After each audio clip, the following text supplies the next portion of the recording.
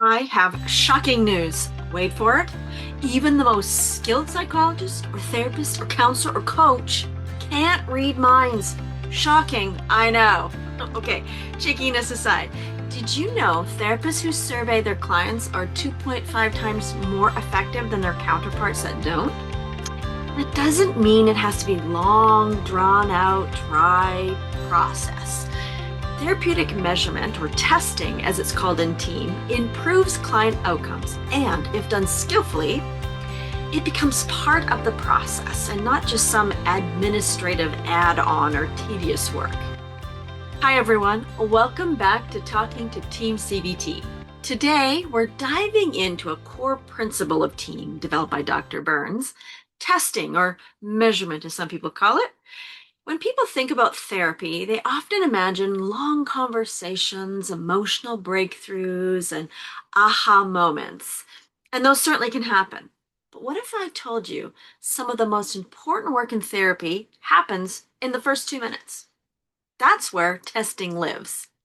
When many therapists and clients hear about testing, initially they think, great, more forms, more paperwork.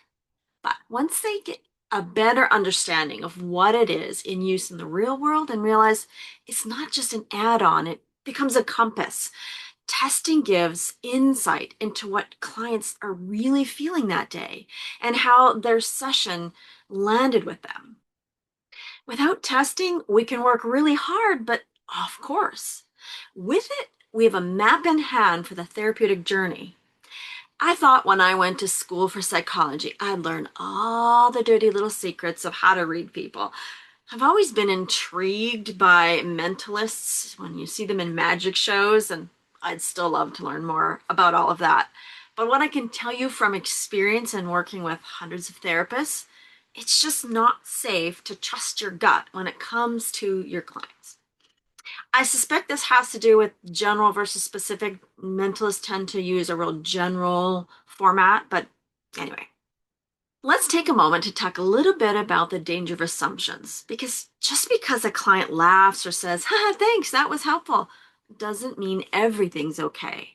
Or because they're quiet or tearful doesn't mean they're not benefiting. In fact, Dr. Burns found out in his research at Stanford that the therapist's ability to guess how a client was feeling after a session was, brace yourself, less than 10% accurate. That means 90% of the time, therapists were missing something without getting direct information. And that's where testing shines. So, what exactly is testing in TEAM-CBT? Well, it's a means of measuring a client's symptoms before and after every therapy session using brief, standardized scales that have been tested. It's very specific about how a client is feeling. And more than just feelings, we also check on our relationship with the client and how the session is working for them. What do they like the most? What do they like the least? This includes both their emotional symptoms like anxiety and anger, but it also does relational metrics like how helpful the session was. Did the client feel connected to the therapist? Did they feel understood? How hard was it to fill in the survey and were they honest? Anyways, you can think of it like having a GPS for the therapeutic journey. If the session veers off course, the brief mood survey and the evaluation of therapy session help aid in a correction. If everything's on target, those same tools lets you and the client celebrate real measurable progress.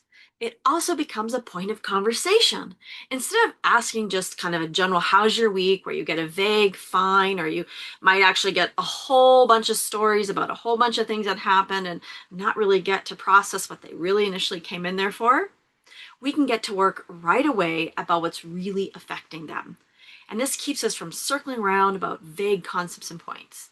One client, and this is paraphrased, wrote, my therapist thought I was doing better because, I was smiling more, but really I was just sort of disassociating. One of my mentors, Dr. Jill Levitt, said after reading one of her evaluation of therapy sessions, said, I was shocked. I thought we had a great session, but the evaluation of therapy session said she felt misunderstood and discouraged. And the opposite's also true. Sometimes I've felt like that was a terrible session. The client just seemed kind of like so-so, and they looked disappointed.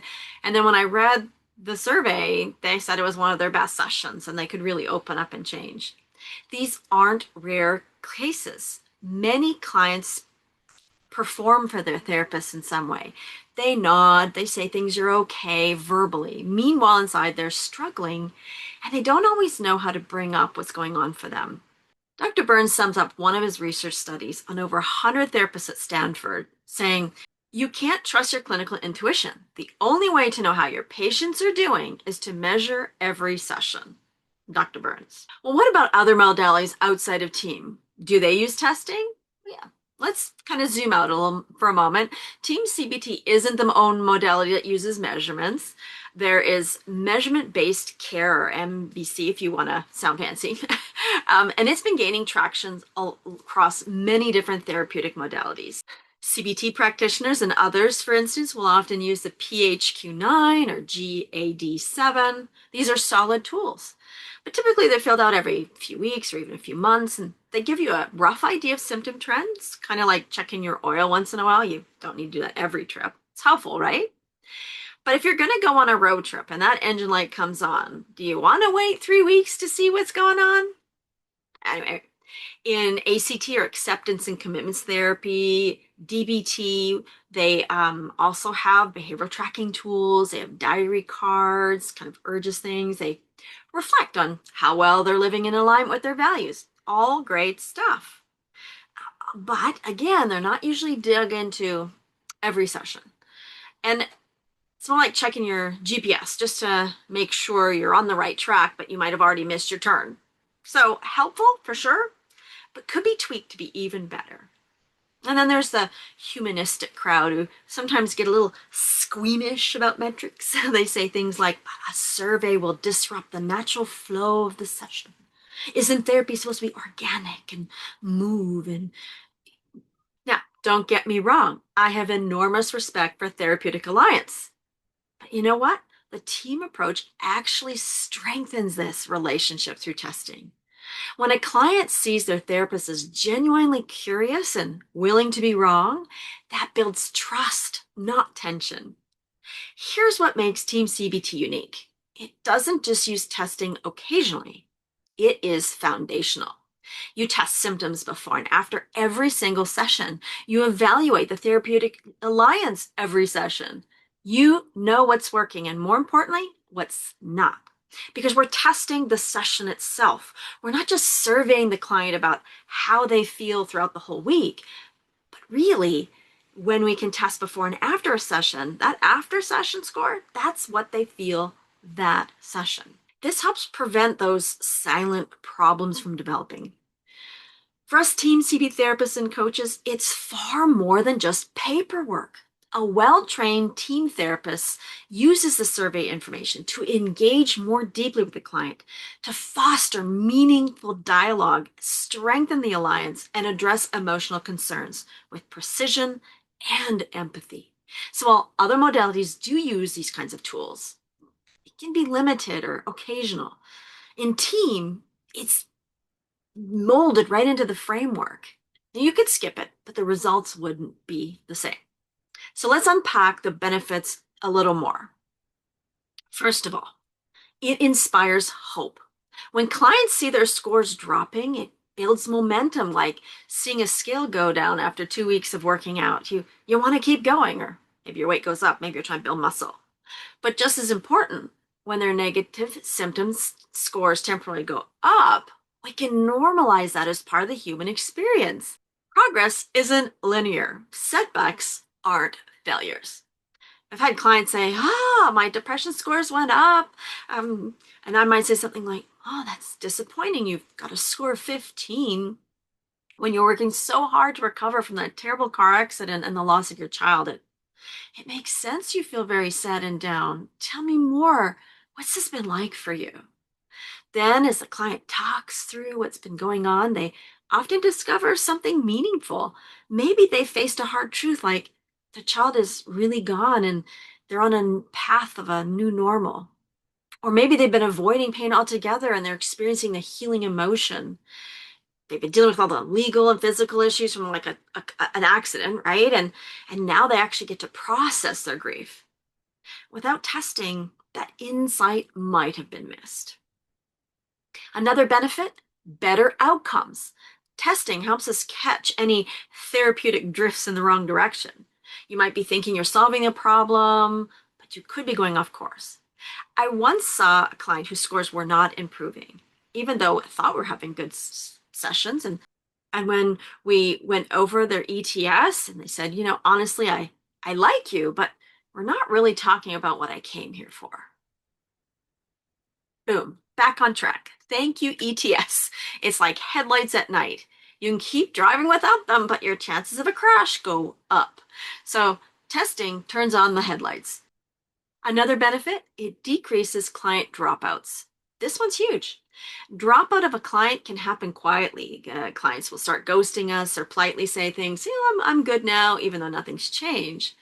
But when they truly feel heard and they can point to their own progress on a chart, they feel like an active collaborator and they stay.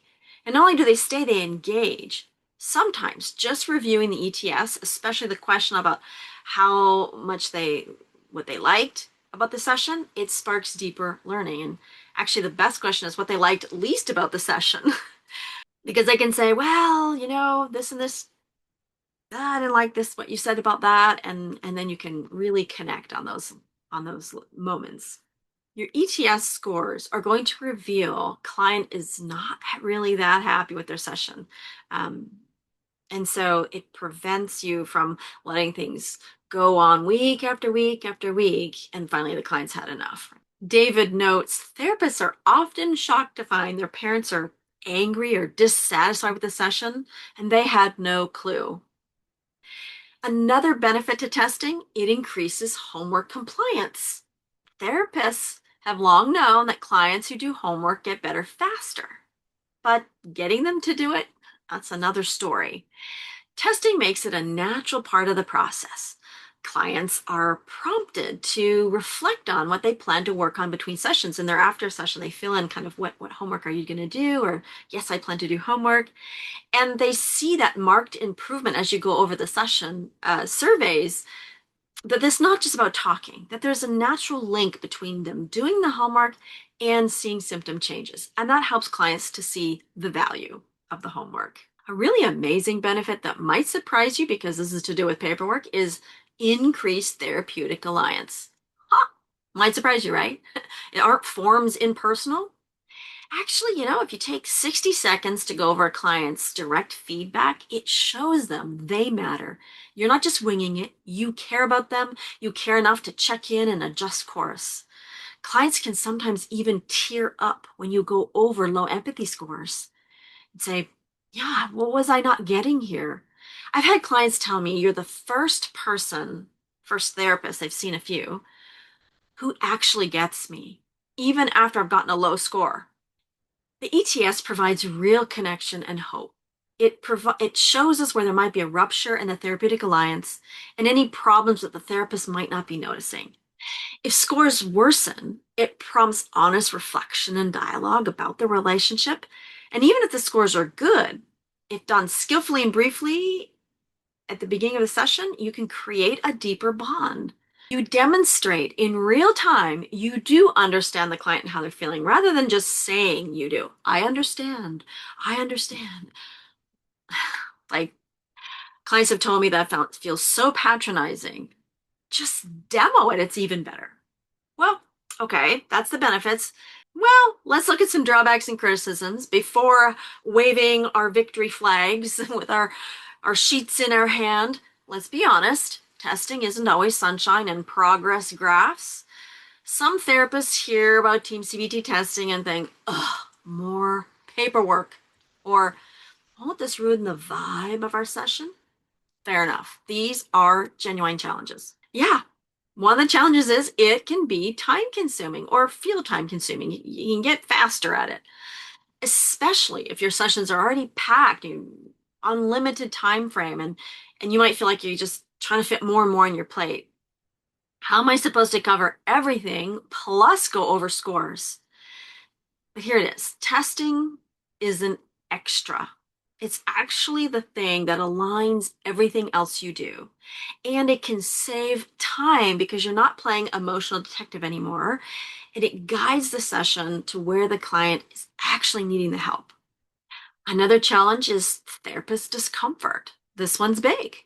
The ETS doesn't just rate the session, it rates you. How helpful you were, how warm you were, how well you listen. And let me tell you, it's humbling. I've had sessions that I thought were amazing, and the client rated me like a 2 out of 4 out of feeling understood. That's not comfortable, but it opens the door for incredible growth, and I am so thankful for them. I'd rather be temporarily uncomfortable than permanently oblivious. Another criticism, overly focused on numbers. Yeah, every dip on a score can feel like you have to have an intervention. But it's important to balance this. We use testing as a guide, not a verdict. We don't go down every single line and read off every single number. That would take forever and use up too much time, and it would be too numbers focused. No, we bring this human connection back to the numbers and go over them briefly. Another challenge, clients might resist. Some might say, do we have to do this every single time? And it's tempting to say, oh, no, well, let's just get to the real work. But the truth is, if we skip testing, we could be skipping the real work, the part where it tells us in writing what the client is actually going through.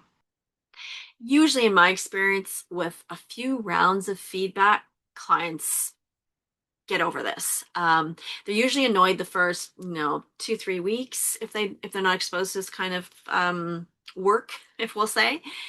But generally, because I can go over the surveys pretty quick in a session and I make them as relevant as possible to the client and to the session itself, I have very little resistance from clients.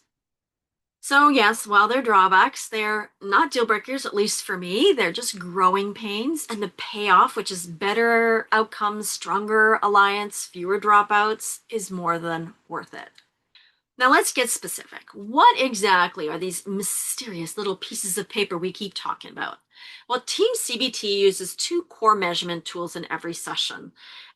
There are actually lots of different tools in testing, but we're going to keep this video short and to the point. We'll just stick to the surveys today. So the first one is called the Brief Mood Survey, or BMS. That's the lingo we use.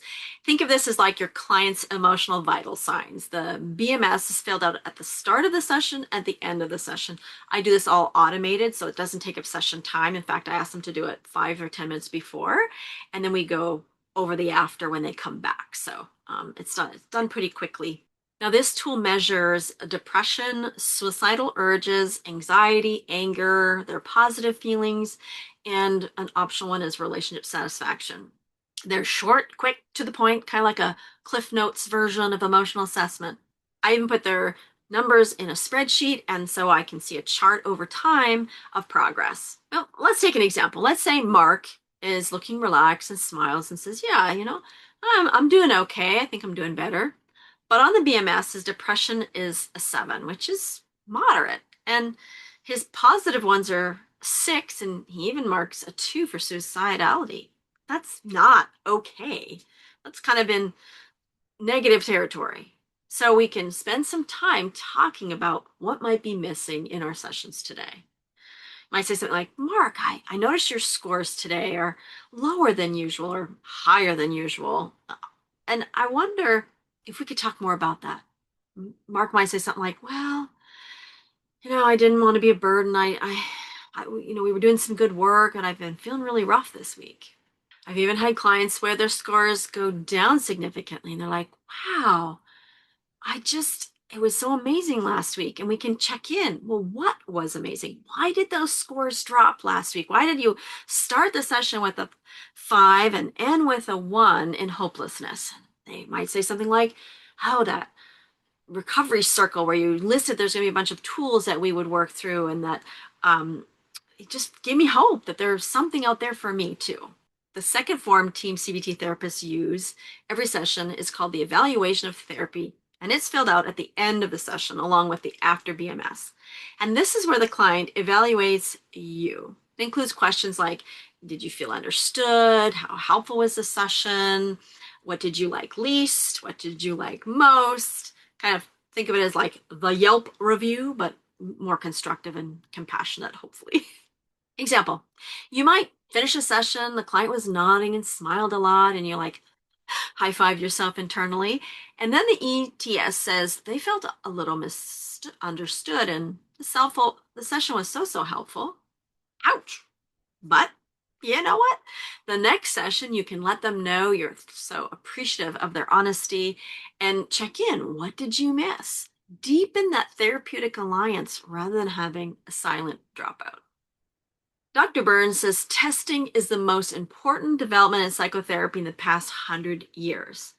But it's not about perfection. It's about radical transparency that leads to faster healing. If you're a therapist, this might feel a little scary at first. But imagine what's possible when you take the guesswork out of what a client's really feeling, getting that real feedback. When your clients know you really are listening on paper and in person, that's where the magic happens. If you'd like to see testing in action, kind of hard for me to demo it really well here by myself, please visit TEAM-CBT.ca. And I have some sample coaching sessions that I've done with real clients, actually. They're therapists who are in training. And so I'd encourage you to go check that out at TEAM-CBT.ca, as well as some other resources. And maybe you'd like to learn a little more about testing and even practice it yourself. Thank you for watching today's episode on testing in TEAM-CBT, the T in team, and join us for more episodes in 2 weeks. And remember, we're all real people, even here on YouTube. Please be kind in the comments below.